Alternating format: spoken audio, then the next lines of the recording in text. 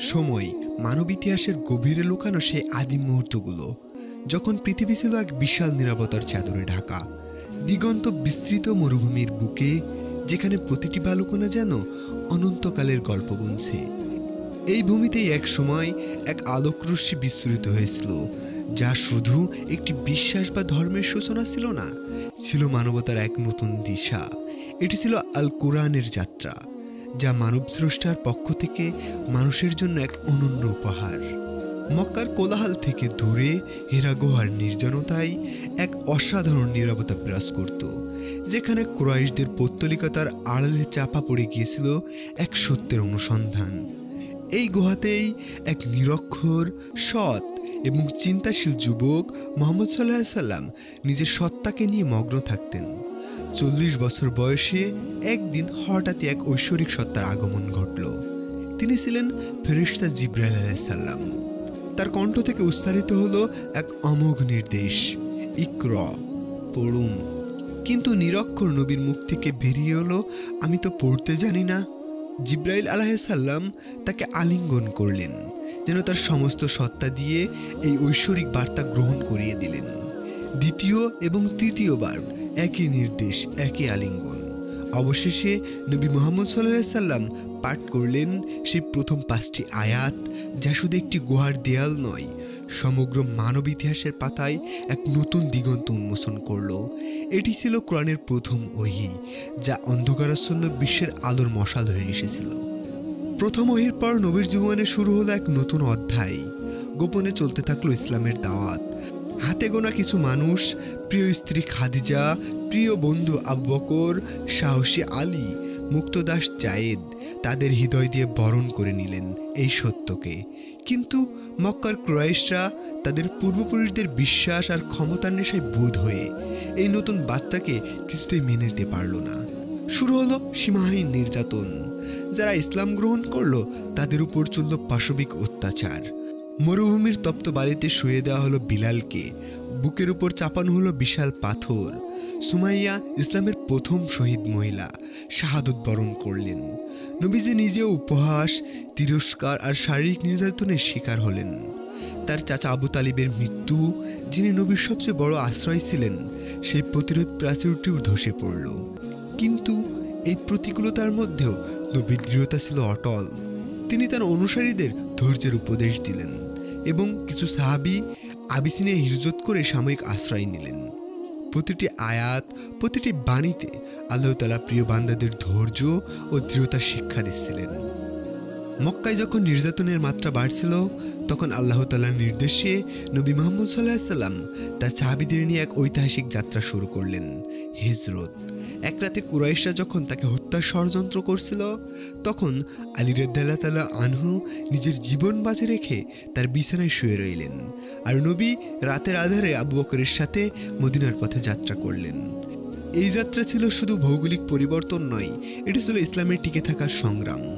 মদিনার আনসাররা দুহাত ভরে স্বাগত জানালেন মক্কার মুজাহিরদের। তাদের মধ্যে স্থাপন হলো এক অন্যান্য ভ্রাতৃত্বের বন্ধন। মদিনা পরিণত হলো ইসলামী রাষ্ট্রের কেন্দ্রবিন্দুতে। এখানে নির্মিত হলো মসজিদে নববী, যা শুধু ইবাদতের স্থাপনা ছিল না, ছিল শিক্ষা, বিচার এবং সামাজিক জীবনের প্রাণকেন্দ্র। বদর, উহুদ, খন্দকের মতো যুদ্ধগুলো ইসলামে টিকে থাকার লড়াইয়ের সাক্ষ্য বহন করে। নবীর অতুলনীয় নেতৃত্ব আর সাহাবীদের আত্মত্যাগের ফলস্বরূপ ইসলাম মদিনার বুকে এক পরাশক্তি হয়ে উঠল। অবশেষে 8ম হিজরিতে নবী মুহাম্মদ সাল্লাল্লাহু আলাইহি সাল্লাম বিজয়ীর বেশে মক্কায় প্রবেশ করলেন। রক্তপাতহীন এক বিজয়, যেখানে কাবাঘর থেকে সমস্ত মূর্তি অপসারণ করে তা এক আল্লাহর উপাসনার জন্য উন্মুক্ত করা হলো।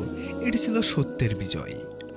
আল কুরআন, যা 23 বছর ধরে অল্প অল্প করে নাজিল হয়েছিল, তার সংস্করণে নেওয়া হয়েছিল এক বিশেষ ব্যবস্থা। যখনই কোনো আয়াত নাজিল হতো, নবী মুহাম্মদ সাল্লাল্লাহু আলাইহি সাল্লাম তা সাহাবীদের মুখস্থ করিয়ে দিতেন এবং লেখার জন্য নির্ধারিত লেখকদের, যেমন জায়েদ বিন সাবিতকে ডেকে খেজুর পাতায় চওড়া হাড়, পাথরের টুকরো ও চামড়ার উপর তা লিখে রাখতে বলতেন। এভাবে অসংখ্য সাহাবী কোরআনের প্রতিটি অক্ষর, প্রতিটি শব্দ হৃদয়ে গেঁথে রেখেছিলেন। নবীর ইন্তেকালের পর যখন বহু হাফিজে কোরআন যুদ্ধে শহীদ হতে লাগলেন, তখন প্রথম খলিফা আবু বকর রাদিয়াল্লাহু তাআলা আনহু ওমর রাদিয়াল্লাহু তাআলা আনহুর পরামর্শে কোরআনকে একটি গ্রন্থকারে সংকলনের নির্দেশ দিলেন। যায়েদ বিন সাবিত রাদিয়াল্লাহু তাআলা আনহু এই মহৎ কাজটি সুচারুভাবে সম্পূর্ণ করলেন। পরবর্তীতে তৃতীয় খলিফা উসমান রাদিয়াল্লাহু তাআলা আনহুর সময়ে কোরআনের বিভিন্ন কিরাতের ভিন্নতা দূর করতে এবং মুসলিম উম্মাহকে এক পতাকার তলে একত্রিত করতে মূল কুরাইশ কিরাতের উপর ভিত্তি করে কোরআনের একাধিক কপি তৈরি করে ইসলামী বিশ্বের বিভিন্ন অঞ্চলে পাঠানো হয়। এই ঐতিহাসিক পদক্ষেপগুলো নিশ্চিত করে যে কোরআন আজও তার আদি ও অক্ষত রূপে বিদ্যমান, যা পৃথিবীর অন্য কোনো ধর্মগ্রন্থের ক্ষেত্রে বিরল। আল কোরআন শুধু একটি ধর্মগ্রন্থ নয়, এটি মানব জীবনের প্রতি দিকের জন্য একটি পূর্ণাঙ্গ জীবন বিধান। এটি তাওহীদ বা এক আল্লাহর ইবাদতের উপর জোর দেয়, যেখানে সৃষ্টির প্রতিটি স্রষ্টার অসীম ক্ষমতা ও ভালোবাসার কথা বলা হয়। কোরআন মানুষের মধ্যে ন্যায় বিচার, সাম্য, সহানুভূতি এবং ভ্রাতৃত্বের ভিত্তি স্থাপন করে। এটি ক্ষমা, ধৈর্য এবং ভালোবাসার শিক্ষা দেয়, যা প্রতিটি মানুষকে নৈতিকতার উচ্চতা স্তরে পৌঁছে দিতে সাহায্য করে। কোরআন পূর্ববর্তী অসংখ্য নবীর কাহিনী বর্ণনা করে, যা মানবজাতির জন্য শিক্ষণীয়। আমরা শিখি আদিপিতা আদম আলাইহিসসালামের প্রথম ভুল থেকে ফিরে আসার গল্প, নূহ আলাইহিসসালামের মহাপ্লাবন থেকে মানবজাতির রক্ষার সংগ্রাম, যা ধৈর্য ও দৃঢ়তার প্রতীক। মুসা আলাইহিসসালাম ও ফিরআউনের দ্বন্দ্ব থেকে আমরা জানতে পারি সত্যের জন্য লড়াই আর জালিমদের বিরুদ্ধে প্রতিরোধের শিক্ষা। ইউসুফ আলাইহিসসালামের জীবনের পরীক্ষা ও চূড়ান্ত বিজয় দেখায় কিভাবে আল্লাহ তাআলা তার প্রিয় বান্দাদের সর্বোচ্চ পুরস্কার ভূষিত করেন। ঈসা আলাইহিসসালামের অলৌকিক জন্ম, তার শান্তিময় দাওয়াত, প্রতিটি কাহিনী মানবতাকে আলোর পথে আহ্বান করে। এই কাহিনীগুলো কেবল গল্প নয়, এগুলো হলো জীবনের আয়না, যা থেকে আমরা অনুপ্রেরণা গ্রহণ করি এবং নিজেদের আত্মাকে পরিশুদ্ধ করার পথে এগিয়ে যাই। কোরআন আমাদের শেখায় জীবনের প্রতিটা অধ্যায়ে আল্লাহর পরিকল্পনা অনুযায়ী, যেখানে উত্থান, পতন, আনন্দ, বেদনা সবই এক বৃহত্তর উদ্দেশ্যে পূরণের অংশ। কোরআনের অলৌকিকতা কেবল একটি ঐশ্বরিক উৎসের মধ্যে সীমাবদ্ধ নয়, এটি তার সাহিত্যিক সৌন্দর্য, ভবিষ্যৎবাণী এবং বৈজ্ঞানিক ইঙ্গিতের মধ্যেও প্রচলিত। 1400 বছর আগে নাজিল হওয়া এই কিতাবের ভাষা এতটাই অলঙ্কারপূর্ণ এবং গভীর যে তা আজও আরবি কবি ও সাহিত্যিকদের কাছে এক চ্যালেঞ্জ। এর বাক্য গঠন, শব্দের গাঁথনি এবং ছন্দ এমন এক অনবদ্য শৈলীতে উপস্থিত, যা অন্য কোনো মানবসৃষ্ট সাহিত্যের সাথে তুলনীয় নয়। শুধু তাই নয়, কোরআনে এমন কিছু বৈজ্ঞানিক বিষয় ইঙ্গিত করা হয়েছে যা আধুনিক বিজ্ঞানের আবিষ্কারের সাথে হুবহু মিলে যায়। যেমন ভ্রূণের বিকাশের পর্যায়ক্রম, মহাবিশ্বের সম্প্রসারণ, পর্বতমালাকে পৃথিবীর পেরেক হিসেবে উল্লেখ করা, যা বহু শতাব্দী পর বিজ্ঞানীর দ্বারা প্রমাণিত হয়েছে। এই বিষয়গুলো প্রমাণ করে যে কোরআন কোনো মানুষের মস্তিষ্ক স্বরূপ রচনা নয়, তা মহাবিশ্বের স্রষ্টার জ্ঞান থেকেই উচ্চারিত। কোরআনকে মুখস্থ করার প্রক্রিয়াও এক অনন্য অলৌকিকতা। কোটি কোটি মানুষ, শিশু থেকে বৃদ্ধ, বিশ্বের আনাচে কানাচে এর প্রতিটা অক্ষর হৃদয়ে ধারণ করে রেখেছে। এই গ্রন্থটি পৃথিবীর সবচেয়ে বেশি পঠিত এবং মুখস্থকৃত গ্রন্থ। এই ধারা হাজার হাজার বছর ধরে চলে আসছে, যা এর সংরক্ষণের ঐশ্বরিক প্রতিশ্রুতির বাস্তবায়ন। কোরআন কেবল আধ্যাত্মিক পথ প্রদর্শক নয়, এটি এক বুদ্ধিভিত্তিক চ্যালেঞ্জও, যা যুগে যুগে মানুষকে চিন্তা, গবেষণা এবং আবিষ্কারের দিকে ধাবিত করছে। কোরআন কেবল 1400 বছর আগের ইতিহাস নয়, এটি আজকের বিশ্বের এক জীবন্ত বাস্তবতা। এটি কোটি কোটি মুসলিমদের জীবনের প্রতিদিনের সঙ্গী, পথ প্রদর্শক এবং অনুপ্রেরণার উৎস। পরিবারে, সমাজে, শিক্ষায়, অর্থনীতিতে, জীবনের প্রতিটি ক্ষেত্রে কোরআন তার নির্দেশ প্রদান করে। এর শিক্ষাগুলো মানুষের মনকে পরিশুদ্ধ করে, তাদের পারস্পরিক সম্পর্কে সুদৃঢ় করে এবং এক ন্যায়ভিত্তিক সমাজ গঠনে সহায়তা করে। আজকের বিশ্বের যখন মানুষ অস্থিরতা, হতাশ এবং অর্থহীনতায় ভুগছে, তখন কোরআন তাদের জন্য শান্তির বার্তা নিয়ে আসে। এর আয়াতগুলো মানুষকে সান্ত্বনা দেয়, তাদের মনে আশা জাগায় এবং জীবনের কঠিনতম সময়েও সঠিক পথের দিশা দেয়। বিভিন্ন সংস্কৃতি ও ভাষার মানুষ, নানা জাতিগোষ্ঠীর মানুষ বিশ্বের প্রতিটি প্রান্তের কোরআনের প্রতি একাত্মতা প্রকাশ করে। এই গ্রন্থটি তাদের সকলকে এক বিশ্বজনীন ভ্রাতৃত্বের বন্ধনে আবদ্ধ করে, যেখানে বর্ণ, গোত্র বা ভাষা কোনো বিভেদ তৈরি করতে পারে না। কোরআন শুধু একটি গ্রন্থ নয়, এটি একটি জীবন্ত আবেগ যা মানুষের হৃদয়ে আলো জ্বালিয়ে দেয়। এর প্রতিটি আয়াত যেন এক গভীর অনুরণন তৈরি করে যা মানুষের আত্মার গভীরে প্রবেশ করে।